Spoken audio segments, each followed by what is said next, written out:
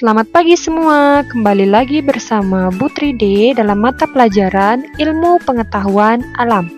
Sudah siap untuk belajar? Tetap semangat belajar di rumah ya.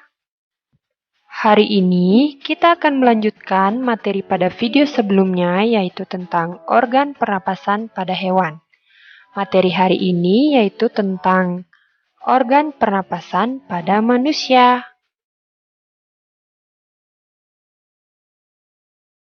Pada video sebelumnya, kita telah mempelajari tentang organ pernapasan pada hewan. Nah, materi selanjutnya yaitu kita akan membahas tentang organ pernapasan pada manusia.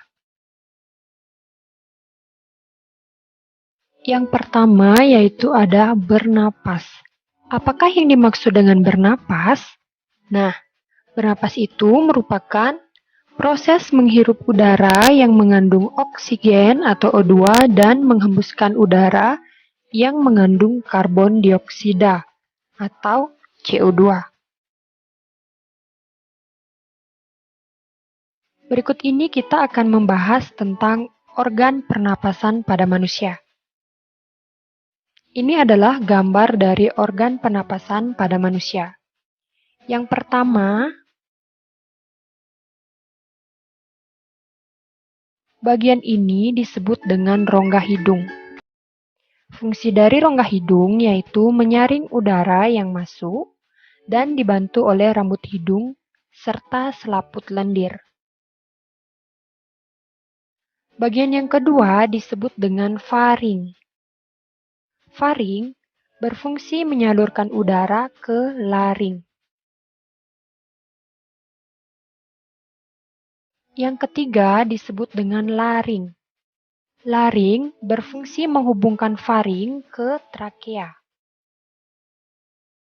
Kemudian bagian ini disebut dengan trakea, berfungsi menyaring udara dengan bantuan rambut getar.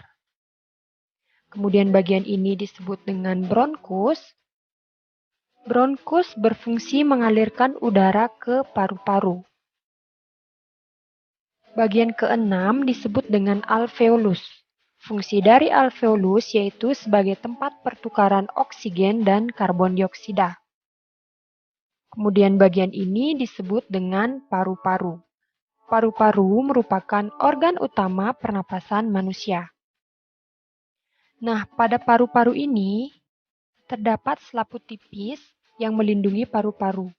Nah, selaput tipis itu disebut dengan selaput pleura.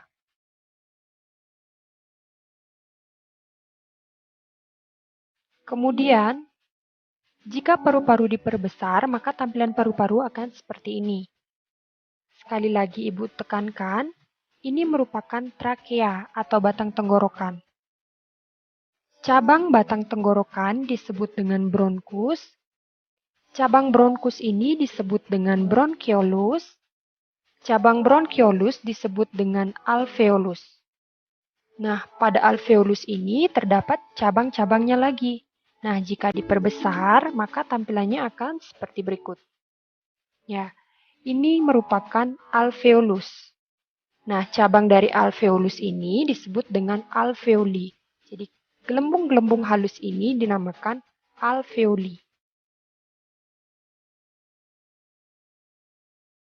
Berikut ini merupakan proses pernapasan pada manusia.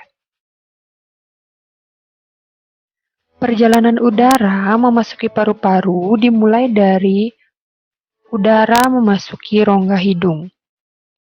Pada rongga hidung, udara disaring oleh rambut-rambut halus hidung dan suhu udara juga dihangatkan dan dilembabkan oleh rambut hidung dan lendir pada hidung. Setelah melalui rongga hidung, udara akan menuju paru-paru melewati faring, kemudian menuju laring, dan menuju ke trakea. Udara dari tenggorokan akan menuju ke paru-paru, namun sebelum diproses di paru-paru, udara akan melewati saluran bercabang dua. Saluran bercabang dua ini disebut dengan bronkus. Setiap bronkus terhubung dengan paru kanan dan paru kiri. Bronkus bercabang lagi. Cabang yang lebih kecil disebut dengan bronkiolus.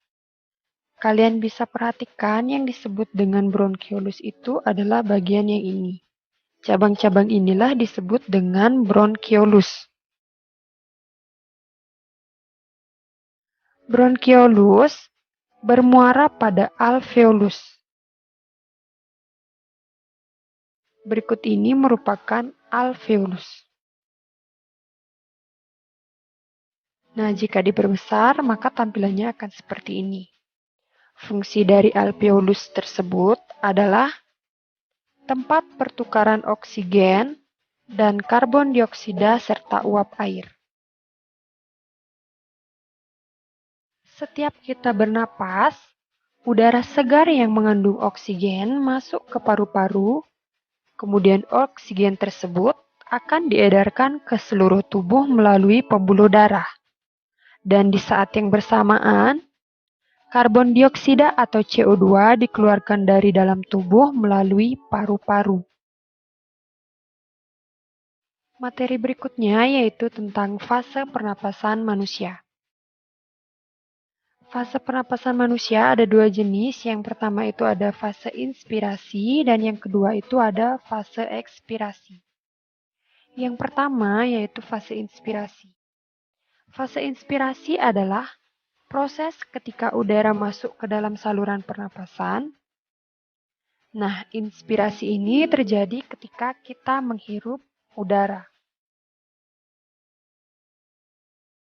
Fase ekspirasi adalah proses ketika udara keluar dari saluran pernapasan. Ekspirasi terjadi saat kita menghembuskan napas atau mengeluarkan udara dari paru-paru. Materi berikutnya yaitu tentang jenis pernapasan pada manusia. Jenis pernapasan pada manusia itu ada pernapasan dada dan pernapasan perut. Proses pernapasan dada yaitu inspirasi terjadi ketika otot antar tulang rusuk berkontraksi, tulang rusuk akan terangkat dan rongga dada membesar. Tekanan udara dalam rongga dada menurun, sehingga terjadi aliran udara dari lingkungan ke dalam saluran pernapasan. Yang kedua itu ada pernapasan dada ekspirasi. Ekspirasi terjadi ketika otot antar tulang rusuk berelaksasi yang menyebabkan mengecilnya rongga dada. Jenis pernapasan yang kedua yaitu pernapasan perut. Yang pertama itu ada inspirasi. Selama inspirasi, otot diafragma berkontraksi sehingga posisi permukaan diafragma menjadi mendatar. Akibatnya, volume rongga dada dan paru-paru membesar. Yang kedua yaitu pernapasan perut ekspirasi. Selama ekspirasi, otot diafragma mengalami relaksasi sehingga menyebabkan posisi diafragma melengkung ke atas. Akibatnya, volume rongga dada dan rongga paru-paru menjadi mengecil. Kalian bisa perhatikan pada gambar, ketika diafragma terangkat itu adalah posisi ekspirasi dan ketika diafragma turun itu adalah posisi inspirasi. Atau dengan kata lain, ketika diafragma turun merupakan kita menghirup napas dan ketika diafragma terangkat kita menghembuskan napas. Nah, diafragma itu merupakan sekat antara rongga dada dan rongga perut. Oke, sekian dulu ya materi dari Putri D. Untuk materi berikutnya kita lanjutkan pada video selanjutnya. Semoga kalian semua dapat memahami apa yang Ibu sampaikan ya.